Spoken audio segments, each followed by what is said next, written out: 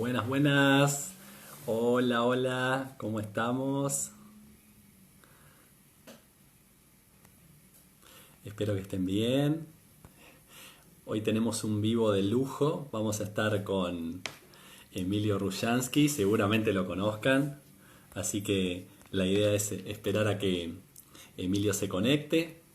Por supuesto que estamos retransmitiendo por el canal de YouTube de ReproCan. También invitamos a ustedes a participar.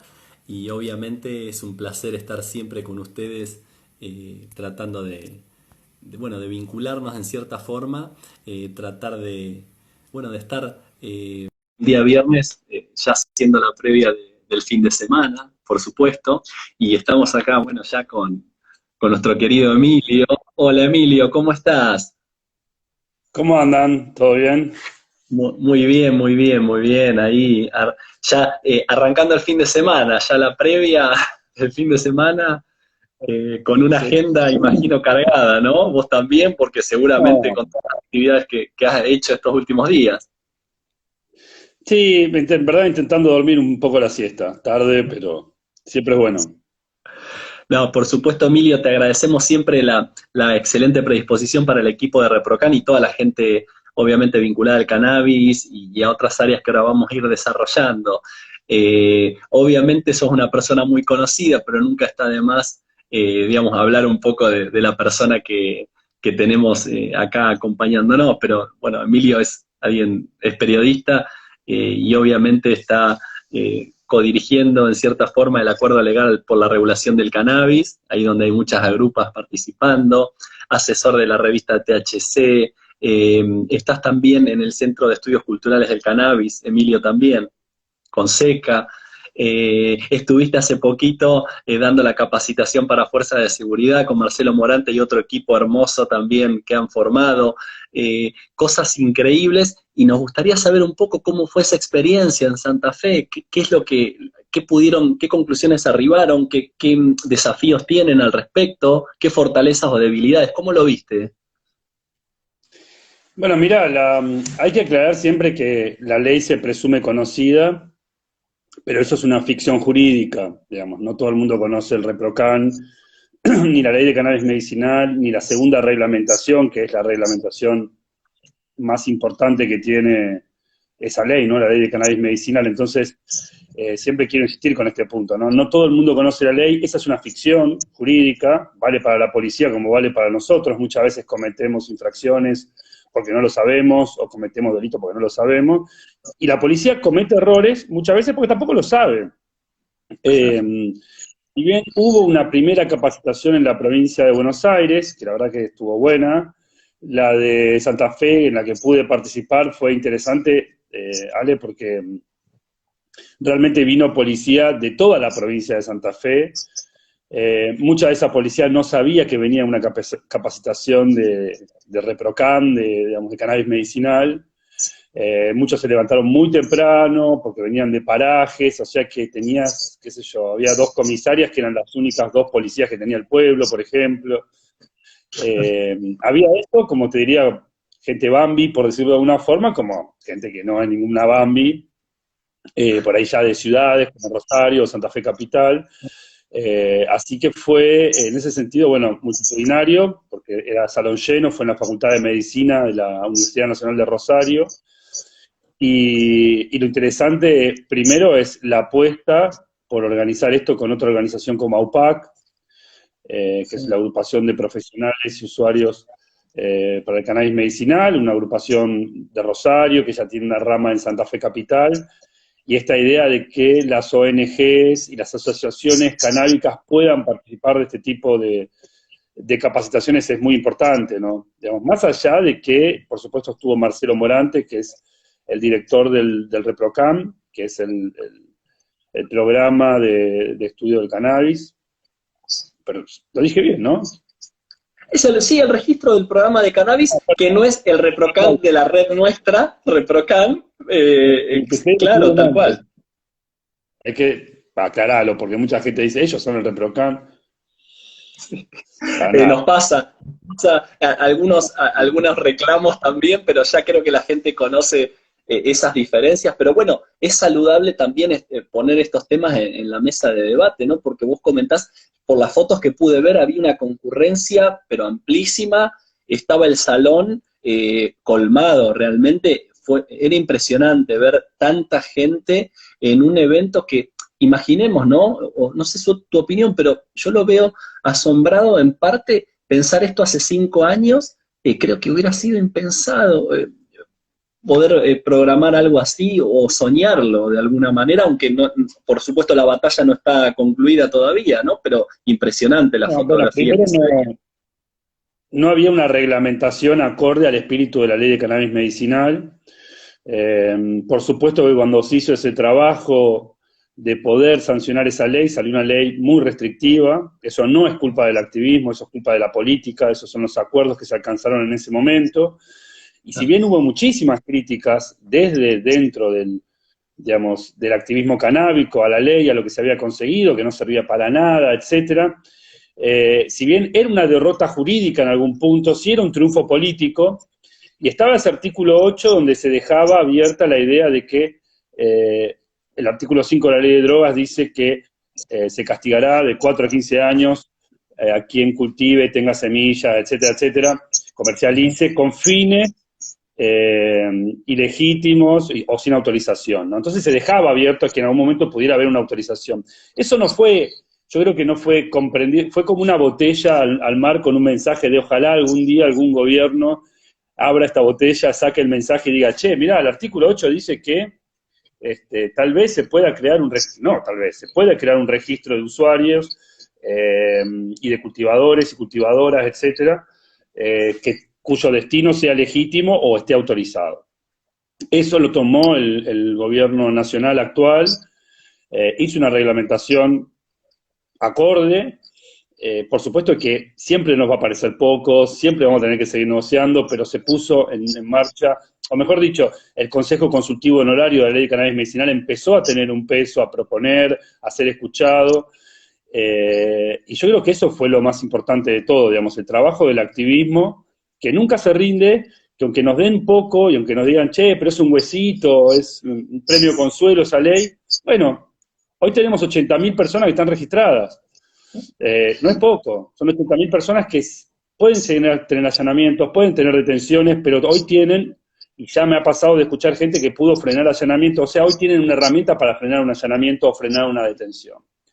La lucha de la política de drogas es este trabajo de hormigas, etcétera. Y sí, ver tanta policía, ver las preguntas, escuchar las preguntas que realmente fueron muy buenas y fueron muchas para mi sorpresa, ¿no? Porque uno pensaría, bueno, la policía viene, no le interesa el tema, está en contra, desde, por supuesto, puntos morales generalmente, no científicos, pero no, hubo muchísimas preguntas, hubo algunas que fueron, en mi caso, para mí, mi charla, te diría hasta picantes, pero me parece que había también del otro lado dudas, y también me parece que las fuerzas policiales, las policías provinciales, las fuerzas federales, también quieren saber qué hacer, no están muchas veces para los debates filosóficos, sino están para recibir órdenes y lo que quieren realmente es decir, bueno, a este me lo llevo, a este no me lo llevo, ¿no? Es un poco así. Y un poco iba por ese lado. Si bien, lo interesante de esta capacitación en Santa Fe fue que más allá de la gente que vino, que era muchísima y colmó todo el auditorio de la Facultad de Medicina de la Universidad Nacional de Rosario, había una parte web donde había mucha otra gente siguiendo por la web y también surgían preguntas de ahí, ¿vale? Y habían preguntas como muy buenas, incluso había preguntas como, por ejemplo, me acuerdo, la primera que se leyó fue, ¿por qué no le dan un medicamento y listo? ¿Por qué tienen que cultivar, no? Y eso vos decís, qué mala onda, pero te abre a poder explicar que la planta, el acceso a la planta es un derecho, digamos. Sí. Nosotros no podemos asegurar la provisión de morfina en el mundo, y la morfina es un medicamento legal, y no la podemos asegurar en los países pobres. Por supuesto que es difícil, imposible, cultivar opio y extraer morfina caseramente, digamos, es como complicado. Pero con el cannabis sí lo podemos hacer. Entonces, si bien la pregunta tiene su lógica, porque decís, bueno, si sirve como terapia, ¿por qué no se hace un aceite y se le da ese aceite a la gente? ¿Por qué la gente la tiene que cultivar? Bueno, hasta que eso no pase, y sabiendo que difícilmente pueda pasar, y además teniendo el derecho de tener una planta en tu casa, como puedo tener un árbol de tilo y sacar tilo de ahí, o como puedo tener otros tipos de hierbas que son de uso terapéutico, por supuesto que debo poder tener mi planta de cannabis. Así que también te permitía abrir esas discusiones. Fue una capacitación súper interesante, la verdad. Es muy interesante, Emilio, lo que comentas, porque esto del empoderamiento de la gente, pero además como un derecho, y si le sumás los aspectos farmacológicos con la evidencia clínica, es imposible que un medicamento, un producto farmacéutico, pueda cubrir el amplísimo espectro de diversas condiciones fisiopatológicas de los seres vivos. Ni siquiera hablo de humanos, hablo de animales humanos o no humanos. Esa es la cuestión. ¿Cómo va a ser una industria farmacéutica para producir un quimiotipo específico para cada paciente? Primero, que sería no rentable, así que ahí la industria hace agua.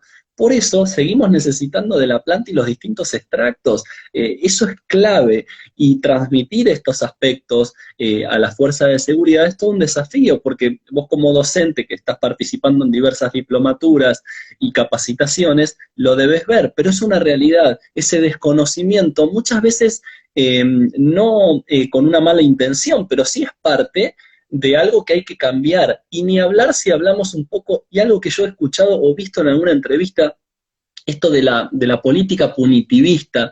¿Cuál es tu opinión para la gente que por ahí no ha tenido la suerte de escucharte, pero esta política más bien punitivista? ¿Cómo nos podrías explicar brevemente para quien nos está escuchando en este momento? Bueno, es un poco, digamos, de tener primero, preguntar después, ¿no?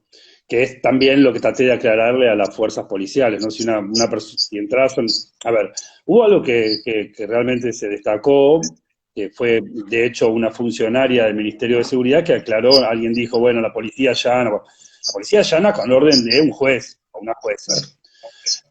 Pero también, digamos, esta inercia punitivista hace que la policía allane, y aunque uno le diga, che, tengo esto del ReproCan, no sé, yo vengo a cortar plantas, ¿viste? Y ya está, te las corto. Vos tenés el ReproCan, todo, ellos no saben que es el ReproCan, y esa inercia de rompo todo, te pateo la puerta, vos por ahí vas a abrir la puerta y ya te la patearon, te rompieron todo, bueno. Entonces, esa inercia, esa política punitivista, es lo que se trata de desarmar digamos, en estas capacitaciones, y sobre todo entender que no te cuesta nada. Y creo que fue lo que más traté de enfatizar en las fuerzas. No cuesta nada volver a llamar al fiscal y al juez, o a la jueza que haya dado la orden de allanamiento, y decirle, mira, esta persona me dice que es su paciente. Tenga o no tenga ReproCan, porque incluso di casos previos al ReproCan, donde hubo un fiscal, Nicola, en Mar del Plata, que dijo, no, esa señora, a ver, que me dé la documentación, la historia clínica, que le dice que use cannabis medicinal. La señora mostró los papeles y no le sacaron la planta, no le llevaron la planta ni se la cortaron. Pero ahí hubo un policía sensible que además no iba a allanarla a ella, pasó por la casa por un robo o algo así, que era en un lugar limpio, vio la planta, y al ser un delito de acción pública tiene que actuar. Claro. En otros casos eso no pasa. Entonces, lo que traté de insistir fue, bueno, llamen al juzgado y pregunten, no arranquen, pregunten. Porque vos arrancando tirás a la basura todo el esfuerzo de esa persona. Y que además, a esa persona, él no lo va a conseguir. O sea, vos me podés romper algo que yo puedo comprar, o le pedir a mis amigos que me presten un peso, lo que sea. Pero si vos me arrancás las plantas, de una variedad que yo ya vengo utilizando para fines terapéuticos, medicinales y o paliativos del dolor, me arruinás, porque eso no lo voy a conseguir. Entonces, yo creo que eso era un poco lo que yo intentaba, digamos, de explicar la gravedad que tiene ir y romper todo, digamos, ¿no? Ir, cortar todo. Después, por supuesto que en lo punitivo existe esto de lo que decimos la inflación punitivista, ¿no? Pesar la maceta, pesar los tallos, pesar las hojas. De hecho, una de las cuestiones fue mostrar un PowerPoint con fotos de la policía de la ciudad, de la policía de la provincia de Buenos Aires, de la policía de Córdoba, donde pesan las hojas, pesan las ramas, digamos, ¿no? O ponen, una de las fotos más graciosas es una balanza de la que tenés por ahí en tu casa, yo la tengo en mi casa, esa balanza que tenés en el baño para pesarte, digamos, ¿no? Y la ponen dentro de la prueba como para pesar la droga que se vende. Bueno. Claro. Yo creo que muchas veces...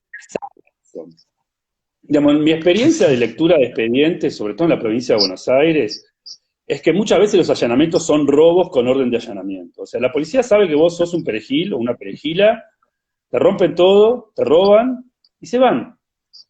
Entonces, tienen el dato, alguien les tira el dato de que hay unas plantas aquí y allá y caen. Me ha pasado, me acuerdo un caso hace un tiempo de Lomas de Zamora, donde una señora van, lo mismo, por un robo que era al lado, le piden ir a ver, la señora les dice, mira que tengo unas plantas para uso medicinal, le dice, no, no hay problema, señora, es por un robo, pasan, ven las plantas, se van, no hacen nada, y le caen 2 semanas después en Navidad con un allanamiento. Una Claro, pareja de ancianos. Entonces, sí. digamos, hemos visto muchas veces esto, digamos, de la policía provincial, sobre todo la policía bonaerense, pero también la de Córdoba, sabe a lo que va, sabe que la persona que va a allanar no es peligrosa, y es una presa fácil, porque vos a esa persona, incluso hay muchas historias de allanamientos donde se dicen, bueno, mirá, si me das un poco de guita, esto no va a aparecer en el allanamiento, de esta cantidad de... Entonces la gente da plata, bueno, en serio. O sea, Sí, te voy a empapelar, como dicen a veces en la jerga policial. Te voy a empapelar, es decir, te voy a armar una causa de la que te voy a enredar en esa causa y hasta que salgas, por ahí sos inocente, ¿qué me importa? Digamos, la pena es el proceso. Ese es el problema, digamos. tal cual, Emilio, yo por lo que veo, pero te consulto a vos, estas cuestiones que tienen que ver con derechos, parece que estos derechos son para las clases más pudientes, que tienen más facilidad para eventualmente asesorarse con personas del área de abogacía, pero la clase con menos oportunidades, con menos recursos, es la que muchas veces inunda las cárceles por estas causas de narcomenudeo, donde sin hacer apología a ningún tipo de venta ilegal, pero realmente se ven en la necesidad a veces de incurrir en venta de cannabis, pero en realidad la cadena de distribución e incluso de producción está mucho, mucho más arriba en esa pirámide, donde esas personas que son las que distribuyen y eventualmente tienen las cocinas clandestinas, realmente son las que no son allanadas, y queda en la parte, en el eslabón más delgado y más frágil de esta cadena, y encima vulnerando derechos, el segundo derecho más importante, que es la libertad después de la vida. Digo, ¿cómo ves esto? ¿Estoy muy alejado de la realidad o por ahí es una fantasía? Bueno, se habló en la capacitación de este tema. La capacitación incluyó otros aspectos que tienen que ver con la salud mental y el consumo problemático, que tiene que ver con los eslabones menores de la cadena, pero ahí hay que hacer una aclaración, digamos, la policía es parte del narcotráfico, el narcomenudeo, mejor dicho, ¿no? La policía básicamente lo regula, ¿no? De manera ilegal, pero lo regula. Por eso el acuerdo por la regulación legal del cannabis. Es el esfuerzo que estamos haciendo es por regular legalmente, porque hay una regulación ilegal. Las penas son desproporcionadas, claramente, de 4 a 15 años. Esto ha sido declarado inconstitucional el mínimo de la desfederalización en Córdoba por el Tribunal Superior de Justicia de Córdoba, porque en un caso tremendo de una persona muy pobre que tenía muy poco material, que vendía, pero que vendía para comprarle la leche a los pibes, digamos. La ley es cruel, la policía sabe que, digamos, hay una historiadora que está más ligada hoy a la antropología, Eugenia Cosi, de Rosario, que dice algo para mí es espectacular, lo dijo en unos videos que hicimos con el acuerdo, que dice: la mercancía de la policía es la aplicación de la ley, ¿no? La mercancía que negocia la policía es te meto preso o no. No, esa es su mercancía, eso es lo que la policía vende. En principio. Después tenemos policías que roban directamente mercadería, drogas, y las vuelven a vender, que la plantan, que hacen lo que ellos llaman venta de humo. O sea, voy, te pongo una tiza de 10 gramos de cocaína en el auto y te saco guita. Incluso llevaban a sus abogados para que vos negocies con un abogado. O sea, hay toda una rama de delitos dentro de la institución policial que tienen que ver con la ley de drogas. Plantar evidencia, robar evidencia, ir sobre perejiles, extorsionar, utilizar a los propios soldaditos muchas veces, es decir, meter preso a uno para sacarle la competencia a otro. Me ha tocado también una causa en el sur muy, muy extraña, donde la policía detiene un dealer por llamado de otro dealer. O sea, un dealer llama a la policía diciendo: che, tengo un pendejo vendiéndome acá en la esquina, esta es mi esquina, ¿qué está pasando? Casi quejándose, ¿viste? Como diciendo: che, Claro. yo te pago por la esquina, es mía. La policía va y detiene a esa persona para que pueda vender el otro. Entonces, la policía regula eso está clarísimo. ¿Tiene otra opción? Y yo no sé si hay muchas más opciones estando prohibido. digamos. Lo que puede hacer la policía es o dejar pasar mientras no haya violencia, son algunos de los esquemas que a veces menciona Marcelo Saín. Pero sí, digamos, siempre se va sobre los eslabones más débiles. Las mujeres, principalmente más del 60% de las mujeres en Argentina están mujeres y trans, están presas por delitos de drogas. En el caso de las trans es mucho más todavía, ¿no? Me acuerdo en un momento era casi el 98%, digamos. Eso tiene una explicación, digamos. En el caso de las mujeres son jefas de hogar, que la única forma de mantener a los hijos, siendo madres solteras, es vender en la casa, ¿no? Poder cuidar a los chicos y vender. Y va presa ella y venden los hijos. Y van presos los hijos y venden los primos, digamos. Es indesarmable, eso tiene que, digamos, ahí está la idea de la regulación. Yo creo que nosotros tratamos de explicar esto a las fuerzas policiales, pero la realidad es que ahí hay cambios legales que hay que hacer, que tienen que ver con la despenalización, con bajar las penas, un poco lo decías vos del tema del punitivismo. Entonces, por más que se lo explicamos a las fuerzas están para cumplir la ley. Ahí hay un límite, digamos, ¿no? Lo que puede haber es criterios, digo, hacer estos allanamientos, llamar a los medios, decir que desarmar una banda narco, armar una mesita y hay un par de bolsitas de cocaína y billete de baja denominación, a mí ya me causa gracia. Yo lo muestro en los PowerPoints a veces, sobre todo cuando hablamos de medios y drogas, de las mesitas donde ves billetes de 10 pesos, sin ninguna vergüenza, digo, porque están en los medios, van con cámara, sin ningún tipo de vergüenza mostrando, digamos, y te dicen que eso es una banda peligrosa. Entonces, cuando cae uno, es porque te está beneficiando a otro. Todos los operativos de drogas que nos muestran, la mayoría son armados. O sea, es uno que tiene que caer para mostrar efectividad. Siempre te das cuenta, encontramos un camión, nunca hay inteligencia previa. ¿Me siguen? O sea, siempre me encontré. ¿Y qué me ha preso? Un camionero. ¿Y dónde está el dueño de esa mercadería? No sé. Son ellos, no sé. Probablemente, digamos. Ese tipo de cosas. Tal cual, Emilio. Y vos mencionaste algo, hablaste de despenalización, legalización. Quería saber es tu opinión, que aunque parte la conozco para quienes nos escuchan, el tema de despenalización y legalización del consumo de drogas, algo que también se está hablando mucho en el acuerdo legal. Esto de despenalizar y legalizar el consumo de drogas. Que cómo lo ves acá en Argentina y sobre todo también en base a experiencias que hemos visto en los últimos meses respecto a cocaína adulterada con carfentanilo, otras sustancias, las experiencias en otros países, los testeos de calidad de sustancias, digamos, ¿cómo lo ves en Argentina? ¿Cómo ves hacia qué camino vamos? ¿Qué referentes tenemos en otros países al respecto?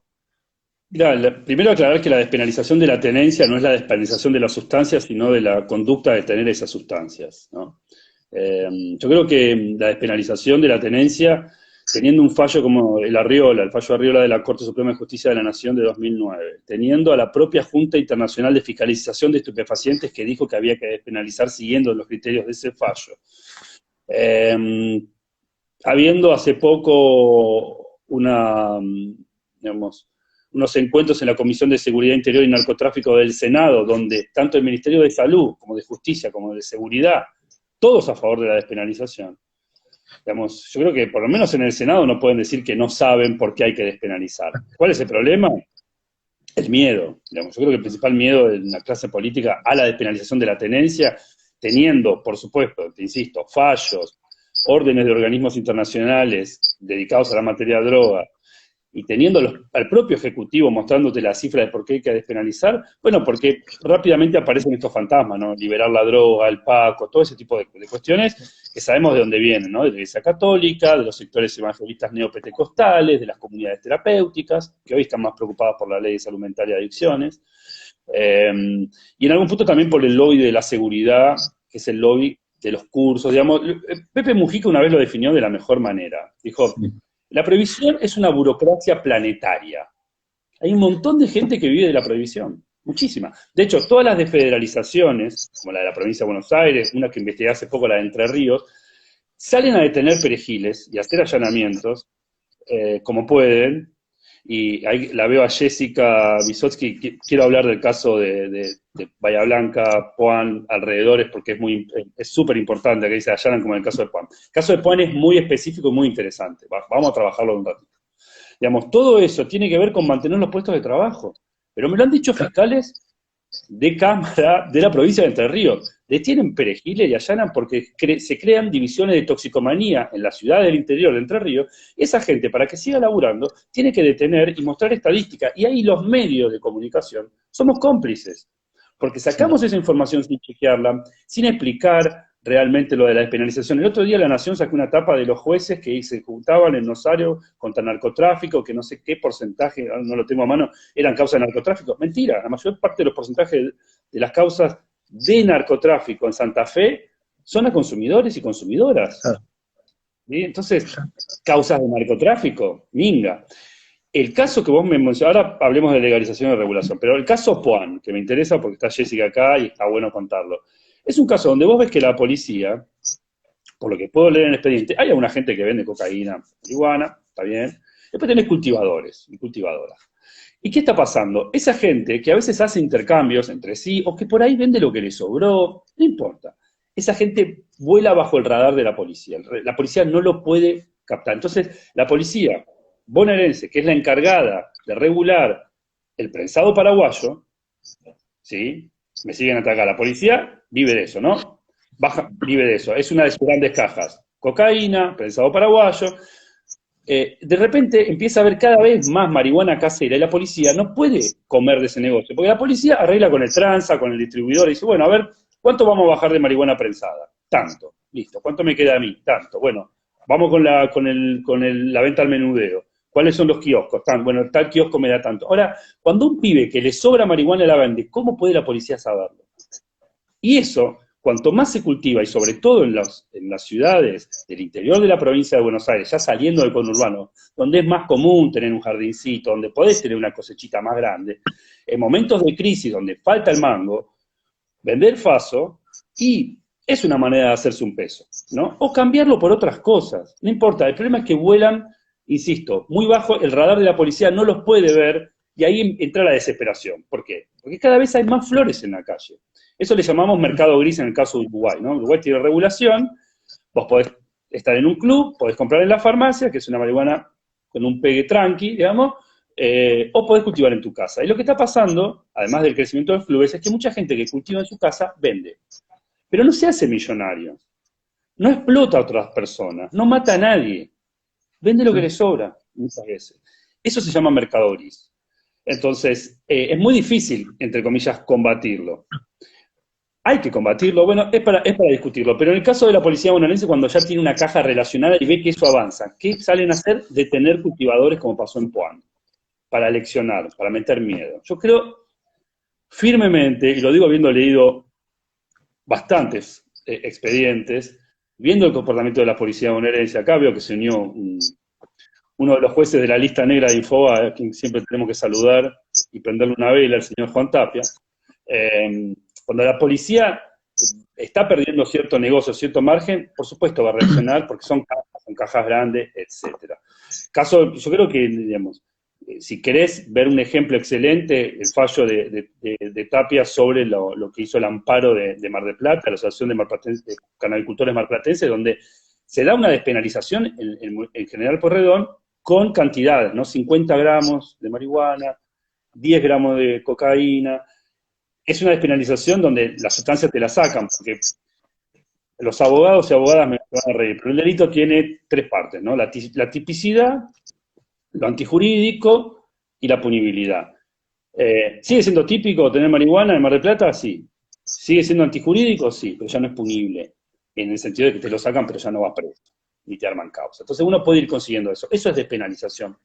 Más o menos, no es una despenalización de la tenencia, eso tiene que salir por ley. Después está la legalización, como me preguntabas recién, y la regulación. La legalización es un paso previo a la regulación. La legalización sin regulación, sin control, es peligrosa, porque lo dejas en manos del mercado. Y el mercado lo que puede hacer, como ya lo hace en algunos estados norteamericanos, es ofrecerte, por ejemplo, productos con más THC para enganchar clientes, y esos pueden ser potencialmente nocivos. Digo, algo que tiene 30, 40% de THC en alguien que en su vida consumió, y no es joda.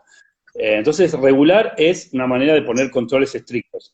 Hay hay muchos esquemas, pero yo creo que uno de los esquemas, digamos, el esquema Borland, de Ron Borland, del profesor Ron Borland, es el mejor y el más atinado. El alcohol, el tabaco y el porro no son sustancias de más. No es verdura, no es lechuga. Está todo bien que uno diga, oh, como decía Piti, que la vendan en la verdulería, pero la verdad es que no es verdura. O sea, sí, es un vegetal, nadie está dudando de eso. Digamos, entonces, tiene que haber regulaciones, porque si vos dejás en manos del mercado este tipo de sustancias, es un quilombo y ya lo vimos con el tabaco. Tal Entonces, en cual. ese sentido, la diferencia. Despenalización es un derecho adquirido, la Corte ya lo indicó, nadie la sanciona por ley, el activismo marplatense de alguna forma lo está consiguiendo. Este, la legalización y la regulación es un camino a realizar, como me preguntabas, cuando yo empecé en esto solamente estaba Holanda, ¿no? Y Holanda es una despenalización con, digamos, con cierta tolerancia a partir del principio de oportunidad de no perseguir la venta minorista de cannabis, hashish y semillas, pero no es una regulación. Hoy tenemos Uruguay, entonces ya los políticos y las políticas no te pueden decir, pero eso es de Europa, mirá, pasa acá al lado.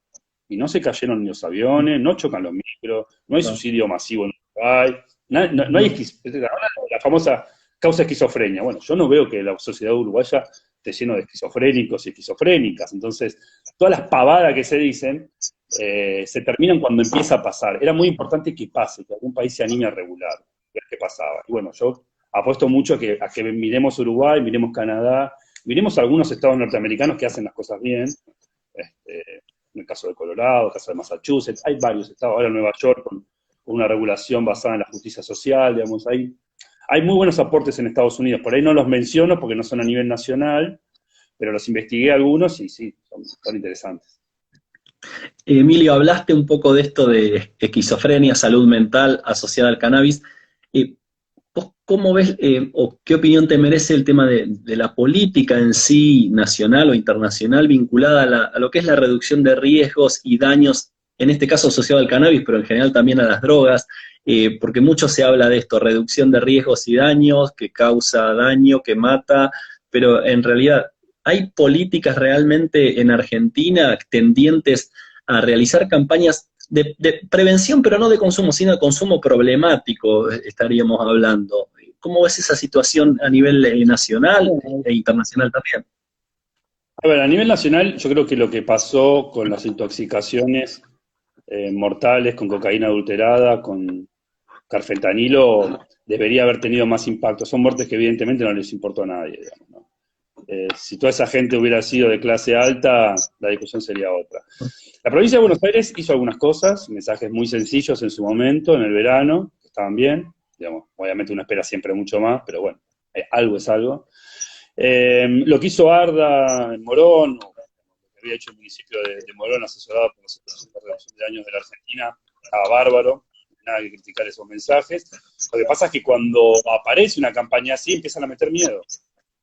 Claro. Y hay que bancarse una tapa de Clarín, una tapa de La Nación, todos los opinators en contra cuando haces algo así.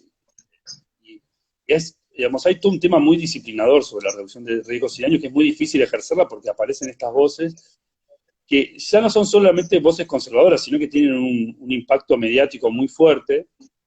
Y la verdad es que la reducción de riesgos y daños salva vidas. Yo trato siempre de hacer una analogía con la ley de educación sexual integral, digamos. Nosotros en algún momento tuvimos la madurez como sociedad de tener esa ley, pese a que la Iglesia Católica principalmente decía que no había que hablar de sexo, ni de sexualidad, ni de profilaxis con menores de edad, porque eso iba a incentivar el sexo, ¿no?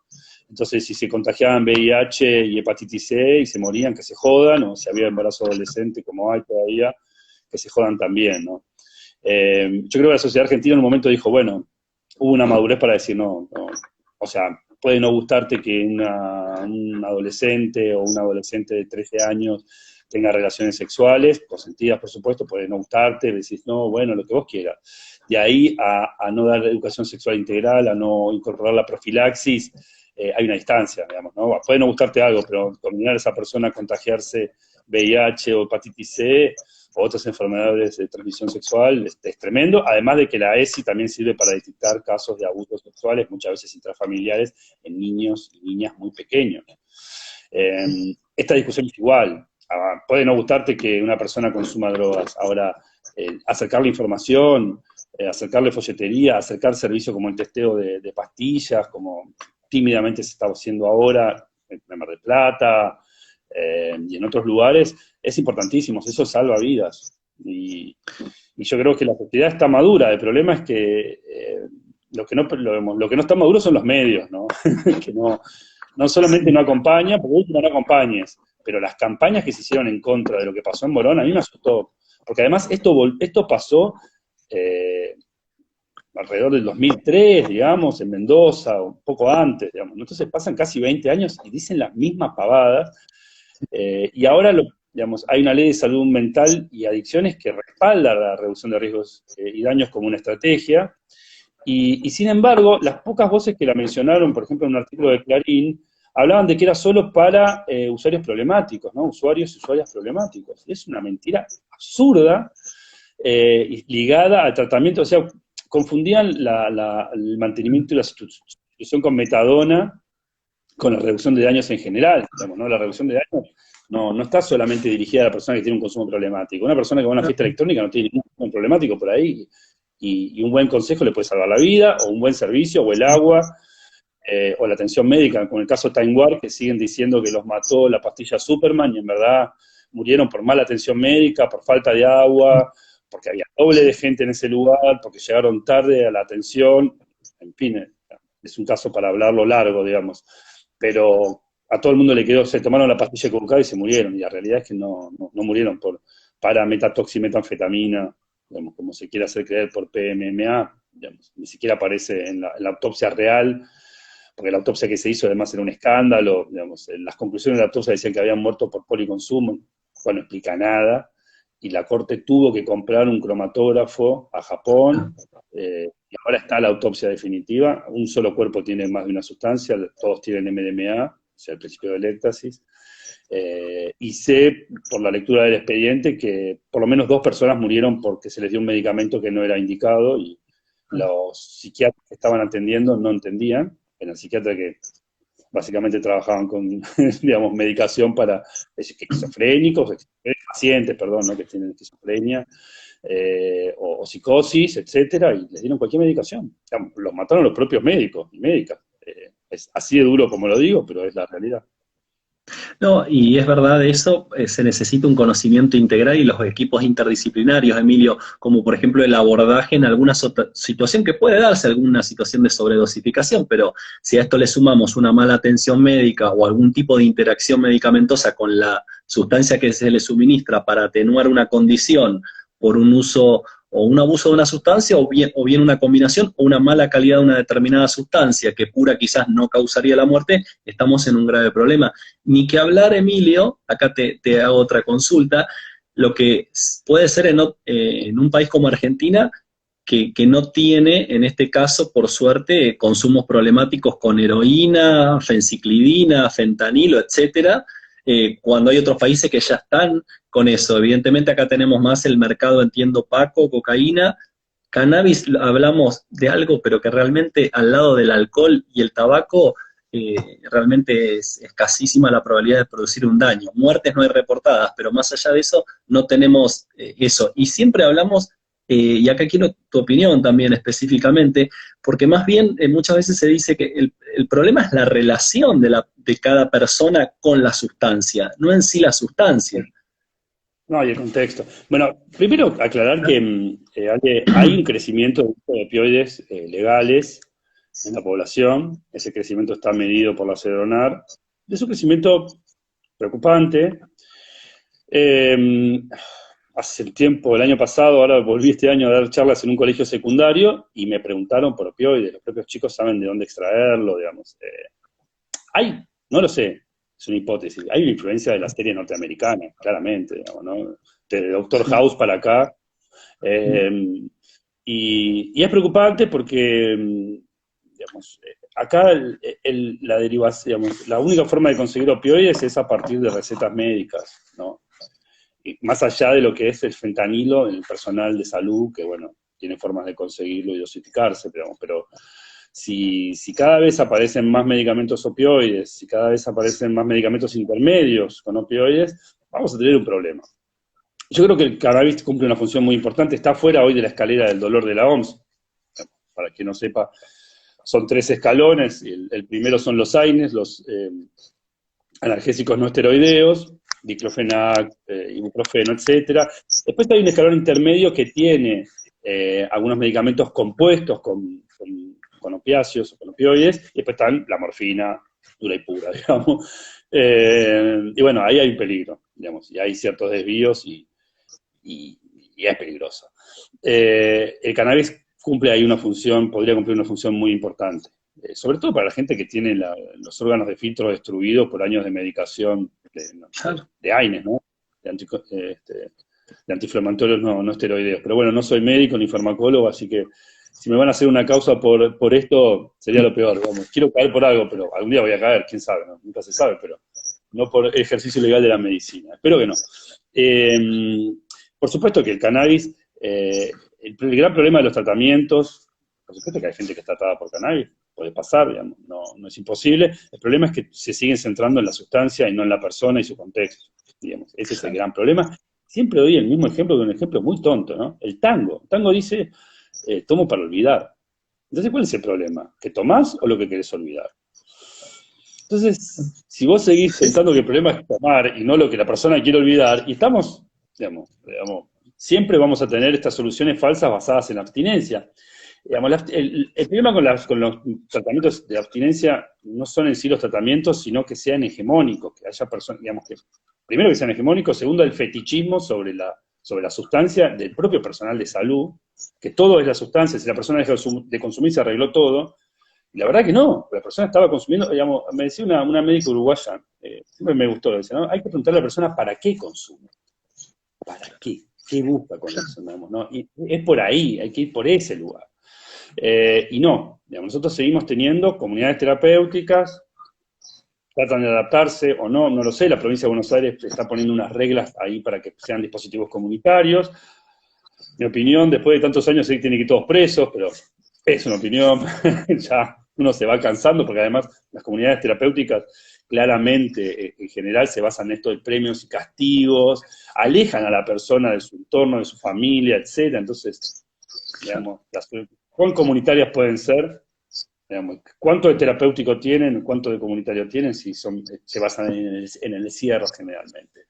Y sigue estando esto, todos los casos resonantes que vemos, hablamos de la sustancia, y muchas veces, digamos, hay que entender eso, que la persona tal vez tenga una recaída o pueda seguir consumiendo, o pueda consumir menos, que lo que tienen que resolver es otro problema, digamos. Si vos solamente te basás en la abstinencia, bueno, tienen abstinencia por un tiempo, en las comunidades terapéuticas salen y vuelven peor, porque no resolvieron los temas que tenían que resolver, si es que se pueden resolver. La vida es un riesgo, digamos, me parece que eso también hay que tenerlo en cuenta. Y sí me acuerdo de un libro que se llama Dársena en la pera. A mí me gustan mucho las etnografías, creo que faltan, hay pocas, pero en Dársena en la pera, si ustedes lo leen, más allá de que hable bien de los dispositivos de la Iglesia Católica, del Hogar de Cristo y todo eso, que a uno le revuelve el estómago porque no son dispositivos profesionales, digamos, ¿no? Es medio vergonzoso, pero la Iglesia ocupa un lugar que el Estado no viene ocupando, o que ahora intenta ocupar a partir de financiar mejor la ley de salud mental. Pero en ese libro, en Dársena en la pera, varios usuarios y usuarias que salieron de comunidades terapéuticas, que la pasaron muy mal, se quedan con el cannabis. Fíjate eso, ¿eh? Es como el cannabis es una estrategia de negociación, el cannabis es una puerta de salida muchas veces para esas personas. ¿Sí? No me parece menor. Pero bueno, no es algo que se esté investigando mucho, yo lo he tratado de charlar en el Hospital Laura Bonaparte, creo que hay que empezar a investigarlo. Hay proyectos, hay gente que quiere laburar en esa línea. La farmacología es importante para el tratamiento del consumo problemático, pero no es todo. Y también, y vos lo sabés muy bien, hay una nueva escuela, que no es tan nueva, empieza un poco con la nieta de Trotsky, que hoy es la que maneja Naida, vino acá a la Argentina, esta idea de la neurobiología como la solución a todo, digamos, ¿no? Que vos vas a poder tomar una pastilla y te vas a curar de tus adicciones. Insisto, para mí también hay que discutir esta idea de que la adicción es una enfermedad. La adicción para mí no es una enfermedad. No. Bueno, es muy difícil cuando vas, porque también la enfermedad le es cómodo en ciertas lógicas, ¿no? Esta idea del médico, médica y el paciente, esta relación de poder, pero cuando vos tratás a las adicciones como una enfermedad, le sacás cualquier responsabilidad a la persona. ¿no? Esto no lo digo yo, lo dice Ortiz Milián, que es un sociólogo mexicano que tiene un texto muy interesante sobre este tema, y muestra eso, digamos, ¿no? Que gran parte de los fracasos de los tratamientos tienen que ver con pensar que la adicción es una enfermedad donde vos no hagas nada, flaco, te doy una pastilla y te vas a curar, ¿no? Ahí entra la neurobiología. La neurobiología es importantísima, digamos, ¿no? Sin el descubrimiento del sistema endopioide, del circuito dopaminérgico, no habría metadona, no habría tratamientos con metadona, etcétera, digamos, ¿no? Es innegable lo importante de la neurobiología, pero no es todo, no explica todo. Explica tal vez una parte o puede ayudar en esa parte. Así que yo creo que ahí hay como todavía ese problema que decís vos, ¿no? Centrarse en las drogas. Después hay un texto muy lindo que está liberado en internet, búsquenlo, se llama La palabra intoxicada, es un texto de un residente, buenísimo, donde él muestra, un residente también del Hospital Laura Bonaparte, que los pacientes van, un paciente particular creo que comenta, y dicen, es la droga, sacámela que me voy a curar, si se va la droga me voy a curar. Y él tiene que, y el pibe tiene que internarse, ¿no? Y él, su trabajo es, digamos, sacarle el fetiche y romper con la autoestigmatización que tiene la persona, porque no necesita una internación. Pero es tanto lo que le han comido la cabeza, probablemente sus familiares, probablemente el mismo sistema médico, hegemónico, que se quiere internar sin necesitarlo y que cree que todos sus problemas son la droga. Como decía un economista liberal, no hay nada más inofensivo que la cocaína. No se te va a meter por la nariz. No habla, no te va a convencer de nada y no se te va a meter por la nariz, te la metes vos. Entonces, está por ahí, digamos, para mí el tema, ¿no? Digamos, en desarmar la autoestigmatización y lo que vienen diciendo tanto intercambios como ARDA, como asociaciones de reducción de daños, de centrar los tratamientos en la persona y su contexto y también la sustancia, ¿no? Nadie lo va a negar, digamos, pero hay adicciones sin sustancia, entonces claramente no podemos seguir centrándonos en ese fetichismo de la sustancia. Tal cual, incluso también las relaciones personales pueden ser adictivas o puede haber cierta toxicidad en relaciones vinculantes. También me preocupa a mí las personas, sobre todo las que menos acceso tienen a la atención médica, psicológica, a la contención, ¿no? Porque ese núcleo poblacional es muy grande en Argentina. Son las personas que menos recursos tienen, que viven en situaciones incluso de violencia intrafamiliar, abusos, y eso se le suma, lo que vos decís, todo ese contexto tan tóxico y tan dañino, más tóxico que una sustancia incluso, porque volvemos a lo mismo, no es necesariamente la sustancia, sino también el entorno, y a mí me preocupa como persona de esta sociedad, porque no vivo sumergido bajo el agua en realidad, y yo creo que la clase dirigente tiene que tomar esa idea, esa punta del ovillo, porque me parece que no van por el camino adecuado, y creo que lo tenemos como derecho a exigir, porque para eso tienen sus sueldos y para eso son legisladores y legisladoras, ¿no? Digo, es un reclamo que tenemos que seguir sosteniéndole a quienes nos legislan, a quienes han sido votados por toda la comunidad en general, pero no podemos bajar ese nivel de exigencia porque se deben al pueblo y a mí me preocupa como argentino. Sí, me parece que también, digamos, uno de los principales problemas que tiene la Argentina, que por ahí no tiene Uruguay o países donde trabajé investigando sobre política de drogas, es los mecanismos de acceso democrático o, digamos, un poco lo que por ahí tiene Uruguay con los plebiscitos, que más allá de que a veces se pierden, digamos, pero al no tener, digamos, sí, la Constitución del 94 establece mecanismos para que uno junte firmas, gane un plebiscito, pero eso no es ley. Digamos, eso va al Congreso, el Congreso en todo caso puede sancionarlo o no, te podés asegurar de llegar al recinto y no se pueden tocar temas penales, entre otros. De todas formas, la regulación, como me explicó el entrañable Mario Juliano, no es un tema penal, sino es un tema administrativo. Pero ahí me parece que también pasa un poco eso, como que a veces nosotros creemos que nuestra población es conservadora, pero primero estamos en un debate no informado, ¿no? Donde falta información, y esa falta de información tiene que ver con la prohibición misma, digamos, que no ha permitido, o que cada vez que queremos hacer algo como la reducción de riesgos y daños, te salten de todos lados a matarte, como si vos quisieras, nada, como pusieron los diarios, ¿no? Promover el uso de drogas ilegalizadas. Entonces, a esta falta de un mecanismo de acceso claro a cuestiones democráticas, ¿no? Digamos, a poder plantear un plebiscito. A ver, si, yo ya vi varios abogados y abogadas acá, así que me corrijan, pero creo que tenés que tener el 2% de 7 jurisdicciones para llegar al plebiscito. Es decir, tenés que juntar esa cantidad de firmas, que es bastante. Bueno, Bloomberg juntó muchísimas, pero tenía un hijo rubio y celeste, ¿no?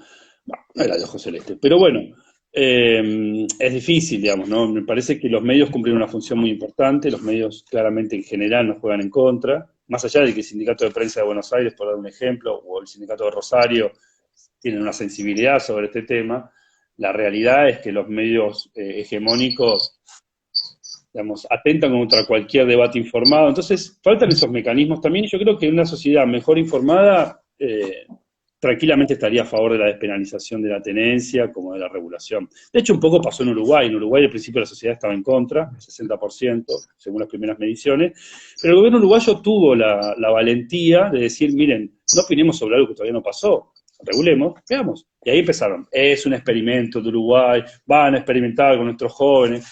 Bueno, ya, el 20 de junio se cumplieron 10 años desde que Huidobro, ministro de Defensa de Uruguay, anunció la regulación de Uruguay. 10 años ya. Te vuelvo a insistir, se cae, se hunde buquebús, es muchísimo, se hunde buquebús, se caen los aviones. Son todos, ¿cómo se dice? Esquizofrénicos, ¿no? ¿Qué es lo que, esa enfermedad, ese padecimiento mental que supuestamente provoca el cannabis? Psicosis, esquizofrenia, bueno, todas las pavadas que se ven. Sí. No pasa. No pasó nada en Uruguay. Entonces, y esto lo dijo hasta el presidente de la Nación. No lo estoy diciendo yo. El propio presidente lo dijo. Entonces, acá el problema es que hay un miedo por parte de la clase política. La sociedad no tiene mecanismos de acceso directo, digamos, a poder juntar. Los hay, pero no sería ley, te insisto, habría que votarlo. Y realmente, digamos, no es algo que se suele hacer y es difícil. Y lo que yo creo que está faltando, y eso es el intento del acuerdo por la regulación legal de cannabis, nuestro intento como activistas, primero fue vincularnos con organismos de derechos humanos, de salud mental, de diversidad sexual, de investigaciones jurídicas, sociales, de seguridad incluso, además de, por supuesto, de política de drogas y cannabis, incluso con defensoría, para crear una masa, o al menos un proyecto, pero a la vez llevar el camino de la lucha por el aborto en la Argentina, ¿no? Vos fíjate que el aborto no se consiguió juntando firmas. Se consiguió con las pibas, con las viejas, con todas en la calle, con un proyecto de ley que armó la propia campaña nacional por el aborto, que el gobierno, el Poder Ejecutivo toma y manda su proyecto, pero sin poder evitar que ya había un proyecto de consenso en la calle. Y esas cosas son, digamos, muchas veces yo veo que la política no quiere pagar lo que ellos creen que es un costo político. Aunque muchas veces es miedo, como insisto, miedo a la Iglesia Católica, a los neopentecostales, a las comunidades terapéuticas y su lobby, miedo a la propia policías que tienen forma de ensuciarte con estos temas, claramente, digo, las escuchas a Cristina Fernández de Kirchner vienen por una causa de narcotráfico, por decirte una cosa, las escuchas a Parrillo, o sea, las causas de drogas se pueden utilizar y se utilizan muchas veces con fines políticos, Aníbal Fernández, más allá de lo que cualquiera puede opinar, tildarlo de la morsa, digamos, decir, vos dejarías a tus hijos con Aníbal Fernández. Aníbal Fernández perdió la provincia de Buenos Aires por esto, por animarse a plantear una despenalización en un proyecto que ni siquiera estaba bueno, digamos, si lo dijimos en la cara, no le estamos ocultando nada, digamos, pero perdió esa elección. Entonces, hay mucho miedo en la clase política porque es muy fácil utilizar este tema en contra, y al mismo tiempo no logramos, estamos intentándolo, unirnos con todos los actores, estén o no en el mundo canábico, y esto siempre lo quiero resaltar, para que salga de abajo, ¿sí? Que salga de abajo y que la política, el día que podamos meter las 3 millones de personas que metieron la campaña nacional por el aborto, no pueden obviarnos. De todas formas, metemos muchísima gente en las marchas y nos siguen obviando, digamos, no da pelota. Pero me parece que yo, al menos mi postura y mi experiencia de muchos años de tratar de llevar esto por vías de diputados y diputadas, senadores y senadoras, no pasa nada, son esfuerzos aislados y la realidad es que falta un proyecto propio, en eso estamos trabajando del Acuerdo por la Regulación Legal del Cannabis, falta un proyecto propio y ahí estamos haciendo el trabajo que tiene que hacer el gobierno, básicamente, porque es lo que hizo el gobierno de Canadá, y en parte lo que hizo Uruguay, y en parte lo que hicieron varios estados norteamericanos, que es investigar el tema, hablar con todos y todas, digamos, las áreas que tienen incumbencia y plantear una regulación que tome los problemas que tienen que ver con la conducción de vehículos, que no son problemas menores, poner un límite de THC, ver el tema de la publicidad, el patrocinio, el sponsoreo, digamos, trabajar en serio, digamos, investigar la temática porque, bueno, la regulación no soluciona todo. La regulación crea nuevos problemas, pero soluciona otros que son mucho más grandes y más graves, ¿sí? Entonces, no es la panacea, pero es un paso importante y en la dirección correcta. Eso lo tiene que hacer el gobierno. No lo está haciendo, bueno, lo vamos a hacer nosotros. Este gobierno o el que venga o los anteriores, nadie se animó a hacerlo. Tal cual, Emilio, tal cual. Y de hecho, como vos bien decías, la sociedad siempre va delante del problema y después la clase dirigente política se sube a ese tren o no, es la que se lleva los laureles, lamentablemente. Hay políticos y políticas muy potables en Argentina, pero tenés otra parte que no hace honor a su tarea, ¿no? Para la cual son votados, votadas y convocadas. Pero, ¿nos podrías recordar algunos de esos 5 puntos del acuerdo legal por la regulación del cannabis para quienes por ahí no conocen este acuerdo y además pueden sumar su voz de alguna manera siguiendo la página, estando en contacto también, porque esto es una cuestión colectiva y social. Ahora voy a anotar acá, antes que nada, nuestra página web, donde están los 5 puntos. El primer punto lo que dice es que la regulación legal, como expliqué hoy, del cannabis es una medida urgente y necesaria, que tiene que ver ni más ni menos que con los derechos humanos y también estamos hablando de una práctica que ya existe, no estamos inventando nada. El segundo punto habla sobre la reducción de riesgos y daños y un enfoque de salud pública, digamos. Nosotros creemos que el enfoque de la regulación es un enfoque de salud pública y, por supuesto, de seguridad, en el sentido que propio lo ha planteado Uruguay en su momento, digamos, ¿no? De desarmar o desfinanciar el narcomenudeo. Con todo lo que implica, insisto, ya lo hablamos al principio de la policía como parte del esquema del narcomenudeo. El tercer punto tiene que ver con los accesos y creemos que tiene que haber, digamos, accesos a gran escala, digamos. Esto es un mercado grande, ¿no? El mercado de cannabis en Argentina es grande. El cannabis es la tercera droga más consumida en la Argentina después del alcohol y el tabaco. O sea, no es un mercado menor. El cuarto punto tiene que ver con vías de acceso claras y democráticas, como el autocultivo y los clubes, ¿sí? Porque además de ser derechos, son vías que lo que pueden hacer, y de hecho está pasando en otros países, es nivelar el precio, ¿sí? Porque si vos decís, bueno, solamente podés comprar al mercado y no podés cultivar en tu casa, el mercado va a poner el precio que se le encante o no, bueno, seguramente sí, etcétera, y además creás, digamos, hay que evitar la concentración, porque la concentración en cualquier industria es mala, porque genera lobbies, y esos lobbies tienen un impacto parlamentario en las leyes después.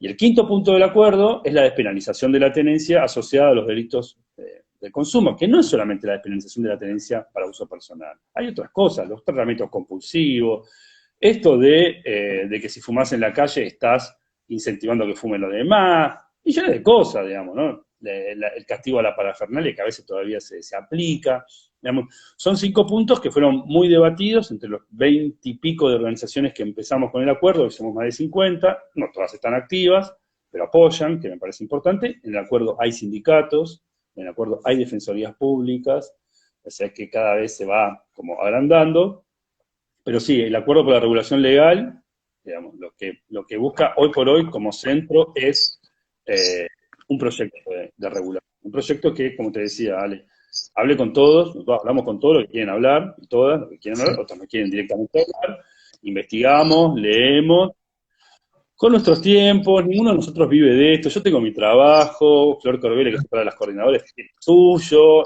Facundo Rebanera, que está en la coordinación, tiene otro, y todas las personas que colaboran también tienen sus laburos, digamos, algunos pueden, ojalá, vivir de la industria naciente del cannabis, otros no, pero en todo caso esa es la dirección, digamos, ¿no? Yo creo que la apuesta hoy por hoy es la base social, yo ya no espero nada de las políticas partidarias, por más buenos ejemplos que haya, porque entendiendo cómo viene la mano, entendiendo que además de la Iglesia Católica y los neopentecostales y las comunidades terapéuticas hay una caja enorme de las policías y la fuerza del sur, claramente va a ser difícil. Entonces, creo que está más en nosotros y nosotras poder llegar.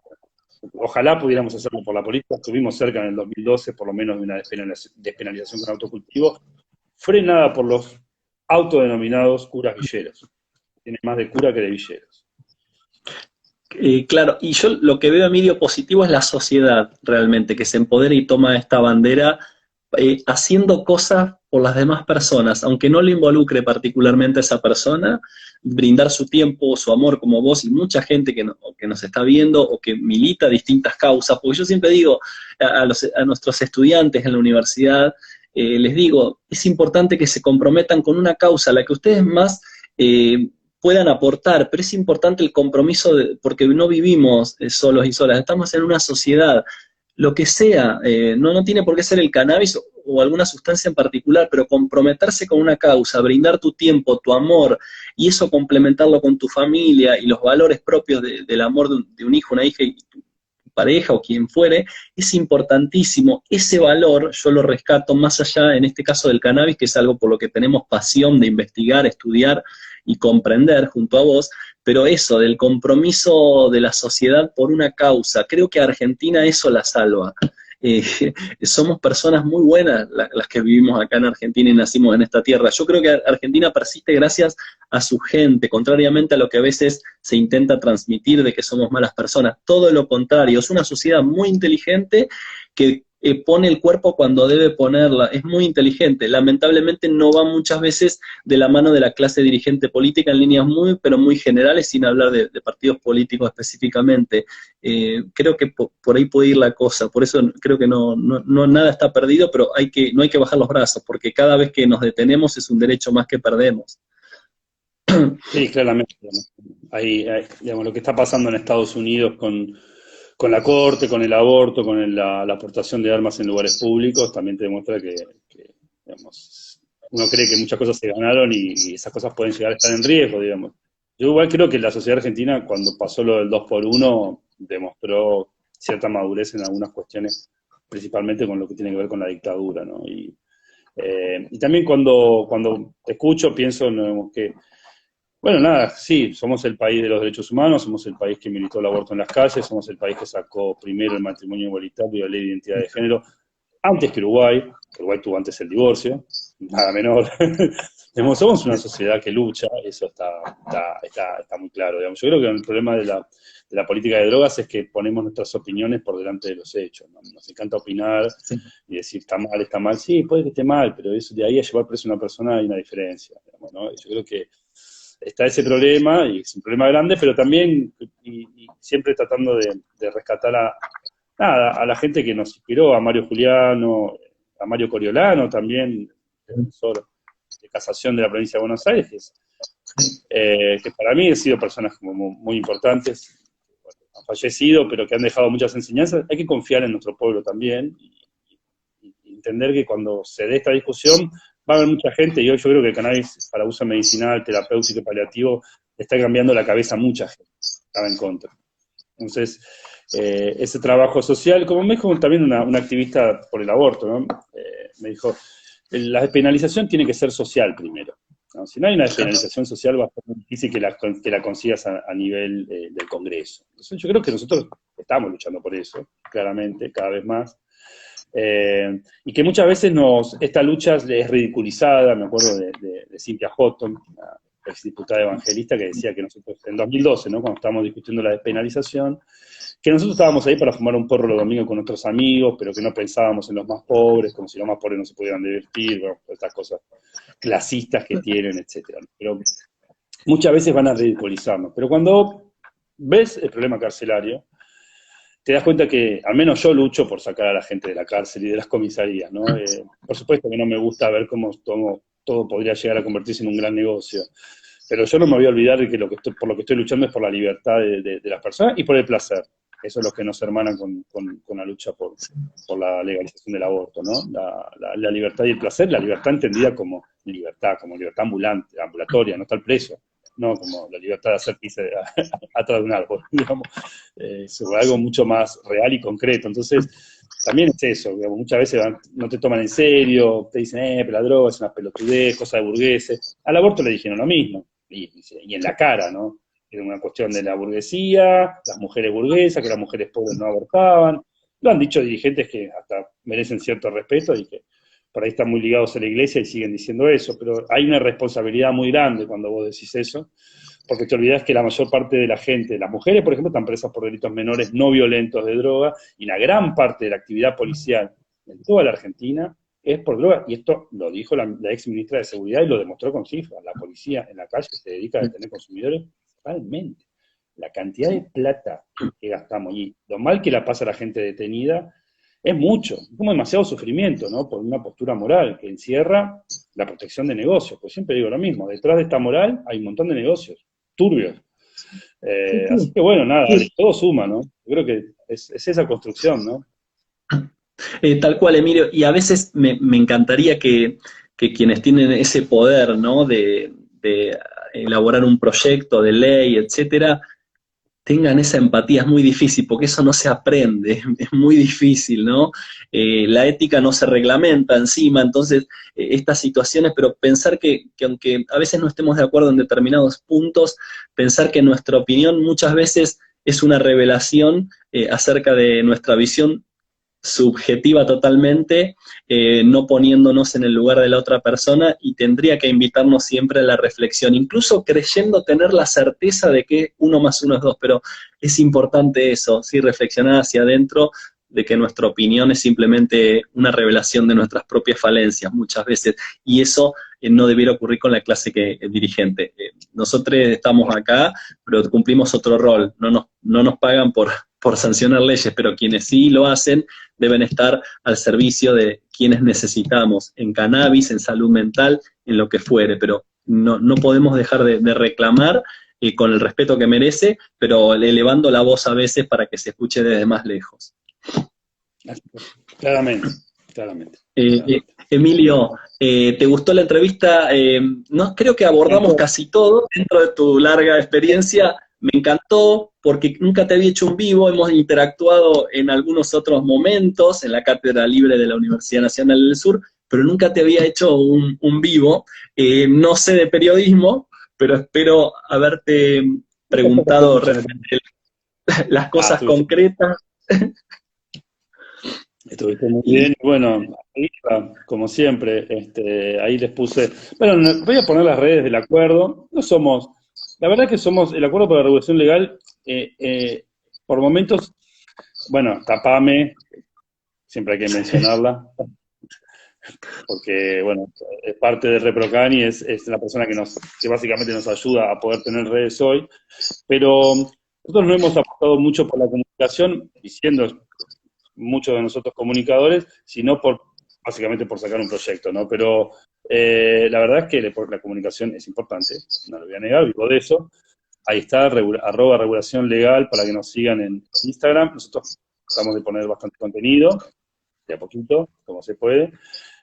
Nada, gracias a todos y todas. Le mando un saludo enorme a doctor Tapia, que siempre es un honor.